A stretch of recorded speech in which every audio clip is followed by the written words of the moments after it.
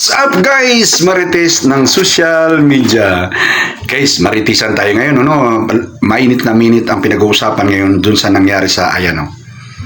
Kilala niyo ba yan? Isang player sa Davao yan guys, na nasawi na lunod, no? Nung binalita sa akin yan ng pamangkin namin, sa kasi basketballista din kasi yung pamangkin namin, tapos ako basketballista rin ako. Sabi niya, kilala mo Bakil yung si Butterbean niya? Butterbunya. Nung binanggit niya guys na kilala mo Bakil kasi namatay nga daw, nalunod. Sabi ko, sino yun? Kasi bata pa pala, 19 years old. Siyempre matanda na ako dahil magkaiba na kami ng tinatawag na panahon, no? So hindi ko siya kilala talaga. So kibit balikat lang kasi yun, sabi ko nun. Tapos ito nga, umiingay yung kanyang nangyari sa kanya nung mga bandang huli na. Promising talaga yung bata na yun, no? Kasi naging MVP siya doon sa palaro natin ng mga kabataan at naging gold medalist pa siya sa ibang doon sa na international na talagang napaka-promising na bata, no? So dalawa silang nalunod doon sa kanilang sinasabing team building, no? So ngayon, siyempre nakikita ng mga tao na bakit nangyari yon. Baka may mga foul play. At nakita naman sa investigasyon daw na purely nalunod lang talaga yung mga player, no? So dalawa sila, isang Nigerian tsaka si Rene, no? Bobet daw yung kanyang palayaw, Bobet, no? So nung magkaroon ng investigasyon, wala naman daw foul play, no? Well, kung ako, ito ay aking pananaw, aking mga prinsipyo lang, pananaw ko lang. Kung mali man ang pananaw ko, huwag nyo ikagalit, no? Maritisan nga lang tayo, di ba? So para sa akin, ay totoo, alam kong walang foul play. Alam kong training talaga yon. But dito na papasok tayo.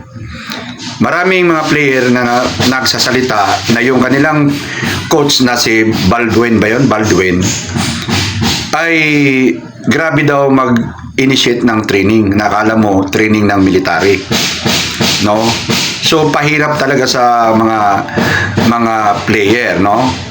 Well, okay naman yon yung magti-training ka, pero hindi yung to the point na military. Kasi ang military kasi guys, pag nag-training yung military, push to the limit talaga. Kasi bakit? Pag sa military kasi, sa totoong buhay na, pag lalamya-lamya ka, sabog talaga ang bahay utot mo. Kasi ang kalaban mo, demonyo. Ikaw, willing kang paslangin yung kalaban mo, sila naman willing paslangin ka. So pag sa training pa lang, pinapahirapan yung mga military. Ngayon, si Baldwin, yung kanilang coach, ay grabe daw, base sa mga podcast na ng mga dating player niya, na grabe daw magbigay ng training sa mga basketballista na halos yun na nga, ikakahimatay mo, ikuan mo kasi nga sa sobrang pahirap, no? So yun lang ang problema sa kanila. Pumunta sila sa isang lugar na hindi nila kabisado, which is yung pinuntahan nila, yung mismong resorts ay nagbigay na rin ng babala. Sir, delikado po dyan, but binara lang daw sila na this is private. Hindi kayo dapat makialam. Ganon daw ang sinabi. Daw lang kasi tayo ay nakikimarites lang, no? So yun na nga nangyari, no? Yun ang naging problema sa kanila. Nagbigay sila ng yung tinatawag na parang training sa mga tao nila, pero wala silang hinandang mga tinatawag na in case na hindi kayanin ay mayroong mag-rescue agad. Ganito kasi yan guys, no? Nung kami nag-aral ng seaman kasi kurso ko, may physical swimming kami. So ang pinaka-final namin parang exam ba, ay nilaglag kami doon sa pier na sa amin. Nilaglag kami at pinapalangoy kami, no? Pinapalangoy kami kung paano kami mag-survive. Ako namang mayabang kasi kung ako laking dagat ako, laking mangingisda ako, ay nagpabilib ako. Kala ko, yun ang ikakalaki ng score ko. Layak ko na ako, langoy ako mabilis. Tapos nauna akong napunta doon sa tabi. Pero nung nangyari yun na pinalangoy kami,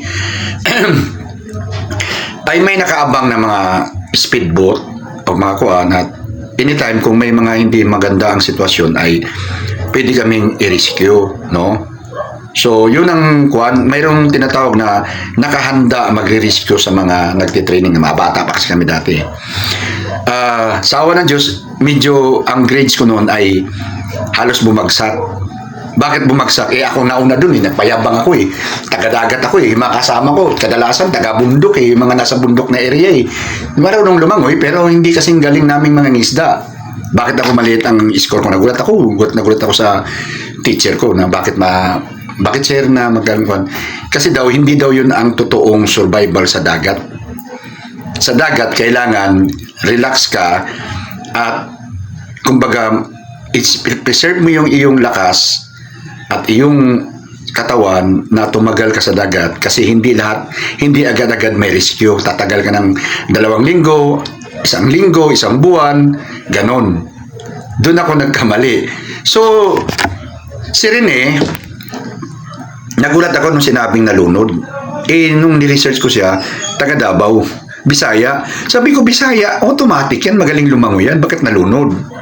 Diba? Yun ang tanong ko sa sarili ko agad na, bakit nalunod? Bisaya yan. Kadalasan yan, marunong lumangoy, magaling lumangoy, no? So, doon nagkaroon ng problema. Ako, palagay ko, purely training yun. Pero yung training na binigay sa mga kabataan ay sobra-sobrang pahirap. Tapos, wala pa silang hinanda na rescue in case na hindi na kinaya ng bata. No? So, hindi na kinaya, wala silang rescuer. Sa kanila kinuha, kung labas na yung kaluluwa sa hirap, no? So ngayon, may lumalabas na may spekulasyon na baka daw sinadya kasi nga Bisaya, baka may mga inggit, may mga discrimination kasi Bisaya. Ang discrimination hindi nawawala sa Bisaya yan Ako dito sa Maynila, nung dumating ako, ginagawa kong katatawanan palagi. Kaya ang naging suntukan ko rito, siguro hindi mabilang sa daliri. Dito lang sa Kamarin, ang dami kong suntukan na ginanas dahil discrimination ng Bisaya. Pag naglaro kami ng basketball, pag may lay-up ka na hindi maganda, Bisaya, ganun ka, parang minamaliit ka. May salitang mga hindi maganda na salita na mababanggit mo, Bisaya agad ang kuhan. So, hindi nawawala ang discrimination. Pero, hindi naman siguro to the point na yun ang sanhi para malunod siya, hindi naman siguro. Pero yung discrimination bilang Bisaya siguro, hindi nawawala yan. Maniwala kayo sa akin. Siyempre, mahingit yun, hindi ba itong tao na to? Kasi galing Bisaya pala. Gaganon-ganon yan. Kumbaga makuhan ka ba? Mabukod ka sa mga karamihan kasi kararating mo lang. Bisaya ka. Tagalog yung nga, mayayaman pa yung nandun sa mga kasama mo. Normal yun. Pero hindi to the point na sinadya nila yun para malunod si Rene, no? Ang sanhi talaga noon, una-una, hindi nila kabisado yung karakteristik ng dagat na pinuntahan nila. Pangalawa, wala silang hinanda ng mga rescuer in case magkaroon ng problema. Kasi ito daw ang coach nila na si Balvin ay nagsalita na yung asawa niya na hindi yan kuhan sa mga training ng kabataan kasi medyo may sadista ba tawag nun o may pagkakuan brutal pag nagbigay ng mga training sa mga kabataan, no? So para sa akin, no, yung nangyari kay Rene ay isang napakalaking kuan ba? Yung emosyon sa magulang, napakalaki. Hindi basta-bastang bata si Rene Bobet, no? Hindi siya basta-bastang bata, talagang yung kanyang future ay napakaliwanag dito sa ulo niya. No, napakaliwanag. Kaya masakit sa magulang na nangyari na hindi pwedeng sabihin sorry lang. No, kasi yung bata ay makita naman yung kung gaano kapotensyal. No, gaano kapotensyal. Kaya nga ako, noong una, kibit-balikat lang kung sino ba yun, mga ganun. Pero nung nakita ko yung story niya, yung potensyal niya, yung magulang niya, yung anak ko, 19 pa yun Ibig sabihin, yung anak ko nga ito, 19. Kung paano magpapaibig sa mga magulang. So, masakit talaga kung ikaw magulang nun. At sa nakita mo yung bata, kung gaano yung potensyal niya bilang tao, no? Kaya yung iba, na walang pakialam sa history ni Rene, may nabasa ako, napanood sa video na nag-comment yata na, sino ba yan? Ano bang nakakaambag yan? Ba't ganun kayo kakon? Hello? No?